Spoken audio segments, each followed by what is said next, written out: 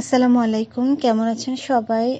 তো আজকে right form of verb নিয়ে একটু আলোচনা করব, কয়েকটা সেন্টেন্স নিয়ে। যেমন প্রথম সেন্টেন্সটা আছে আইস ফ্লোটস অন ওয়াটার। তো এখানে হচ্ছে দেয়া থাকে এরকম ফ্লোট দেয়া থাকে, তো সেটাকে আপনার পরিবর্তন করে লিখতে হবে। তো এখানে ফ্লোটস হলো এই কারণে যে এটা হচ্ছে প্রেজেন্ট সিম্পল টেন্সে আছে এবং প্রেজেন্ট সিম্পল টেন্সের ভার্বের সাথে এস বাই এস যোগ হয়, সেই কারণে হচ্ছে এখানে ফ্লোটস হয়েছে। তারপরে হচ্ছে আই স হিম রানিং।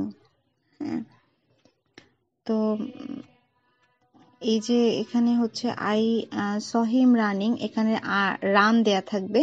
তো এখানে কেন রানিং হইলো?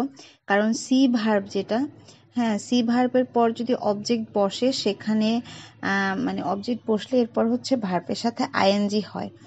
তো এখানে তো স আছে, মানে এটা তো সি ভার্বেরই হচ্ছে পাস্ট টেন্স আছে। তারপর হচ্ছে one of the mangoes is rotten. হ্যাঁ, ওয়ান অফ এটা যদি বাক্যের সাবজেক্ট হয় তাহলে এরপর হচ্ছে প্লুরাল নাউন বা প্রোনাউন হয়। দেখেন এখানে ম্যাঙ্গোস, হ্যাঁ, এটা তো প্লুরাল নাউন হচ্ছে। এবং তারপরে হচ্ছে তারপরে কিন্তু ভার্বটা হচ্ছে সবসময় সিঙ্গেল হবে, সেই জন্য হলে ইজ বসানো হয়েছে এখানে। হ্যাঁ, যেমন আরো উদাহরণ এরকম আছে যে one of my friends is a lawyer. তো এরকম আর কি।